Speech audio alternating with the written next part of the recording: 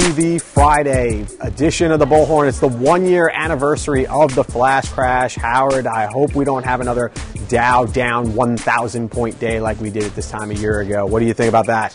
I don't know, but we had one yesterday in silver, and I almost wet myself. Metal stocks just getting killed because obviously the metal, getting crushed. Do you think this is a commodity bubble in the process of bursting? I was watching the sentiment around StockTwits.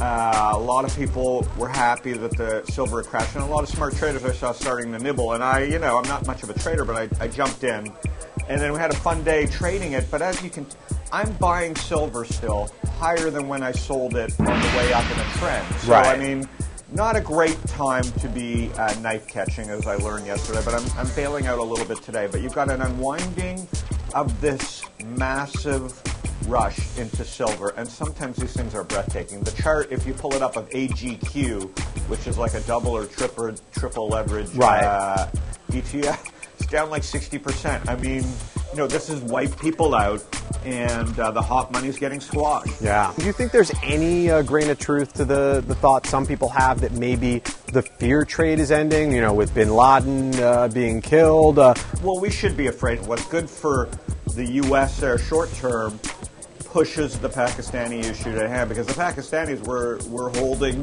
Osama the whole time. It's pretty wide open there, and they've been lying to their own people. You got another potential revolution over there in Pakistan in the next year or two. So, and they have nuclear weapons. So I think the volatility, you have to be very careful when the volatility is low, as it's been. Okay, the volatility I don't expect to see at 90 like we had in 2008, but you can't be careful. You have to look at some overall things. And on this show, on the BullHorn, we've been pretty careful. Right. We like momentum, but silver has burst.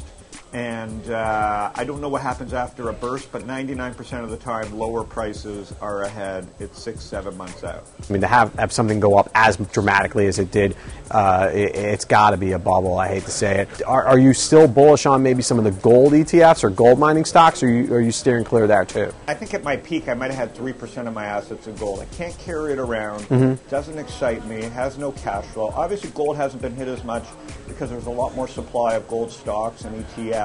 And just more gold.